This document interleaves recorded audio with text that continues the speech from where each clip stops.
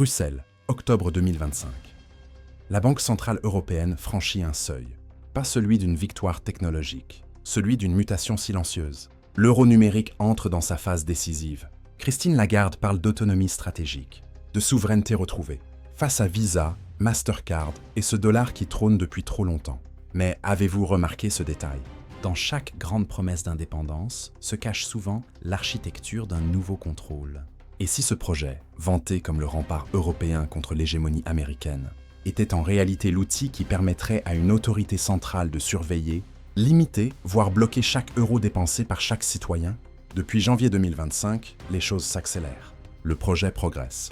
Les documents techniques s'accumulent. Les expérimentations se multiplient. Mais personne ne vous dit qu'en 1720, à Paris, un Écossais brillant nommé John Law avait déjà cette même vision. Centraliser le contrôle monétaire pour sauver un État en faillite. Sa banque royale émettait du papier-monnaie, adossé à des promesses coloniales. Les Français se sont enrichis, puis ruinés. En quelques mois, la France a été dévastée, pas par un ennemi extérieur, par la main invisible d'une banque centrale qui imprimait sans limite. Aujourd'hui, on nous promet que l'euro numérique sera différent. Vraiment, l'argument officiel est implacable. 66% des paiements par carte en Europe transitent par des réseaux américains. Visa, Mastercard, des entreprises californiennes qui facturent des frais opaques et imposent leurs conditions. L'euro numérique serait la solution. Une monnaie européenne, gérée par des Européens, pour des Européens. Fini la dépendance. Retour à la souveraineté. Christine Lagarde et Ursula von der Leyen ont même publié une tribune conjointe en janvier 2025 pour marteler cette urgence. L'Europe doit reprendre le contrôle de son système de paiement, ou perdre sa place dans le nouvel ordre monétaire mondial. Mais grattez un peu la surface. L'euro numérique ne sera pas stocké dans un compte bancaire classique. Il sera logé dans un portefeuille numérique. Géré par qui? Par la BCE, directement. Chaque transaction sera enregistrée. Chaque dépense traçable. Les défenseurs du projet jurent que la vie privée sera protégée, que les paiements hors ligne seront possibles, que personne ne pourra espionner vos achats de baguettes. Pourtant, la technologie même sur laquelle repose ce système permet théoriquement à l'émetteur, c'est-à-dire la banque centrale, de voir chaque flux. Et si la banque centrale peut voir, elle peut aussi intervenir. Revenons à John Law. En 1716, il convainc le régent de France de créer la Banque Générale, première banque centrale du pays. Elle émet des billets adossés à l'or. Les Français adoptent ce papier. C'est pratique. C'est moderne. En 1718, la banque devient la Banque royale, nationalisée. Law prend le contrôle total des finances françaises. Il fusionne sa banque avec la Compagnie du Mississippi, une entreprise coloniale censée générer des richesses infinies en Louisiane. Le prix des actions explose. De 500 livres à 15 000 livres en un an. Tout Paris devient millionnaire. Sur le papier, Law imprime des milliards pour soutenir le cours. L'inflation atteint 23% par mois en janvier 1720. Les billets perdent la moitié de leur valeur. En septembre, les actions s'effondrent. En décembre, tout est terminé. Law fuit en Belgique. La France sombre. Des fortunes volatilisées. Une génération ruinée. Pourquoi? Parce qu'un seul homme, une seule institution, contrôlait la création monétaire, la dette publique et les rêves d'une nation entière. L'euro numérique promet de ne jamais reproduire cette erreur.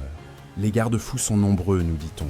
Des limites de détention seront imposées pour éviter une désintermédiation bancaire massive. Les banques commerciales ne seront pas court-circuitées. Tout sera équilibré. Mais posez-vous cette question. Si la BCE peut fixer des limites, elle peut aussi les modifier. Si elle peut programmer des conditions d'utilisation, elle peut aussi restreindre certains usages.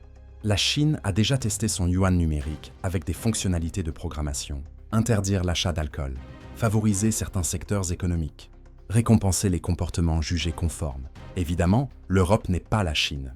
Nos institutions démocratiques sont différentes, mais l'infrastructure technique, elle, est la même. Un autre détail passe inaperçu.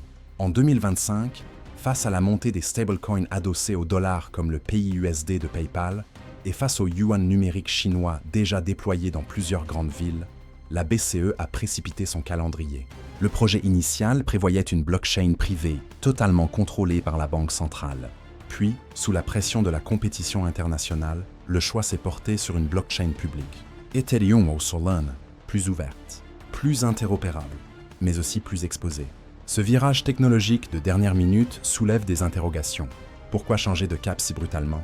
Parce que les Américains avancent avec leurs stablecoins privés et menacent de dominer le marché des paiements numériques mondiaux avant même que l'Europe ne lance son alternative. Ou parce qu'un système ouvert sera plus difficile à contrôler et donc plus rassurant pour les citoyens méfiants. Les banques européennes, elles, ne sont pas rassurées. 58% des citoyens européens déclarent qu'ils sont peu ou très peu enclins à utiliser l'euro numérique pour leurs paiements quotidiens, selon une étude de mars 2025. Pourquoi? Parce qu'ils ne comprennent pas l'intérêt, parce qu'ils craignent une surveillance accrue, et parce qu'ils se demandent légitimement si cette monnaie ne deviendra pas un outil de contrôle social. Les exemples récents ne manquent pas. En 2022, au Canada, lors des manifestations des camionneurs, le gouvernement a gelé des comptes bancaires sans procès. Une décision légale, certes. Mais qui a montré à quel point nos avoirs numériques sont fragiles face à une décision politique? L'euro numérique va-t-il empêcher ce genre de dérive?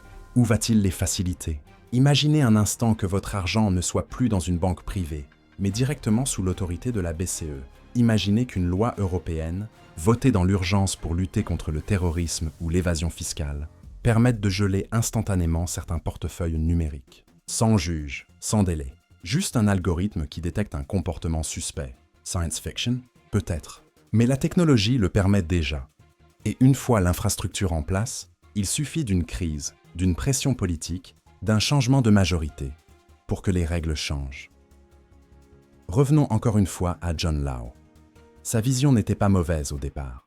Il voulait moderniser la France, remplacer l'or par du papier, stimuler l'économie, financer la dette publique autrement. Ses idées étaient révolutionnaires. Elles ont inspiré toutes les banques centrales modernes. Mais il a commis une erreur fatale. Il a concentré trop de pouvoir entre trop peu de mains. Quand le système a vacillé, personne ne pouvait l'arrêter. Pas de contrepoids, pas de contrôle démocratique. Juste un homme et sa banque. Résultat, une catastrophe qui a marqué la mémoire collective française pendant des décennies. Certains historiens estiment même que cette faillite monétaire a planté les graines de la défiance envers l'autorité royale, préparant le terrain de la Révolution française 69 ans plus tard. L'euro numérique ne sera pas géré par un seul homme, mais il sera géré par une seule institution, la BCE, une institution indépendante, certes, mais indépendante des gouvernements, pas des pressions géopolitiques, pas des crises systémiques, et surtout, pas de sa propre logique technocratique. Quand l'inflation repartira, quand une nouvelle crise financière éclatera, quand les tensions entre États membres s'exacerberont, qui décidera des règles d'utilisation de votre argent numérique? Vous ou une équipe de gouverneurs à Francfort? Et puis il y a l'argument massu, l'autonomie stratégique vis-à-vis des États-Unis. En 2025, le dollar a perdu environ 7% de sa valeur face à l'euro. Les sanctions financières américaines contre la Russie et l'Iran ont révélé le risque dollar. Les BRICS accélèrent leurs projets de paiement en monnaie locale. Le système monétaire international se recompose. L'Europe doit agir. Sinon, elle sera piégée entre le dollar américain et le yuan chinois. L'euro numérique serait donc notre bouclier, notre arme, notre drapeau d'indépendance. Sauf que ce drapeau a un prix. Et ce prix, c'est votre autonomie individuelle. Parce qu'au fond, la question n'est pas de savoir si l'Europe doit avoir sa propre monnaie numérique. La question est, quel type de monnaie numérique voulons-nous? Une monnaie qui nous libère des géants américains, mais nous soumet à une autorité centrale? Ou une monnaie qui préserve l'anonymat, la liberté de transaction et limite le pouvoir de surveillance? Le projet actuel penche clairement vers la première option. Et c'est là que le parallèle avec John Law devient glaçant. Law aussi parlait de souveraineté nationale, de modernisation, d'efficacité. Il promettait de sauver la France de ses créanciers étrangers, et il a fini par la ruiner de l'intérieur. Alors que faire? Refuser l'euro numérique? Peut-être pas. Mais exiger une transparence totale sur son architecture, sur ses limites, sur ses garde-fous démocratiques. Exiger que les citoyens aient un droit de regard, que les parlements nationaux votent sur les règles d'utilisation, que les données personnelles restent inviolables. Sinon, nous risquons de répéter l'histoire. Non pas celle de 1720 avec John Law et la Banque royale, mais une version moderne, numérique, irréversible. Une version où chaque euro que vous dépensez sera suivi, chaque transaction analysée, chaque comportement jugé conforme ou non. Une version où le drapeau de l'indépendance européenne cache en réalité le fil du contrôle total. L'euro numérique sera lancé, c'est quasi certain. La BCE a franchi le point de non-retour en octobre, 2025. Les tests pilotes pourraient commencer dès mi-2027.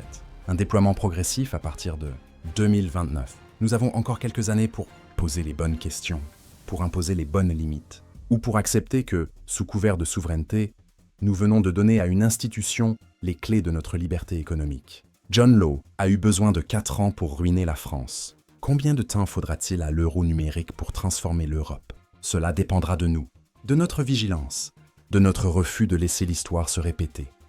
Mais voici la vraie question qui devrait vous empêcher de dormir ce soir. Si demain, votre banque centrale décide que votre argent ne peut plus servir à acheter certains produits, ou que vos économies doivent être dépensées dans un délai imposé pour relancer l'économie, ou que vos transactions sont temporairement bloquées parce qu'un algorithme a détecté un motif suspect, qu'allez-vous faire? Protester? Manifester? Avec quel argent si votre portefeuille numérique est gelé? Voilà le véritable fil du contrôle. Et il est en train d'être tissé sous vos yeux au nom de votre indépendance.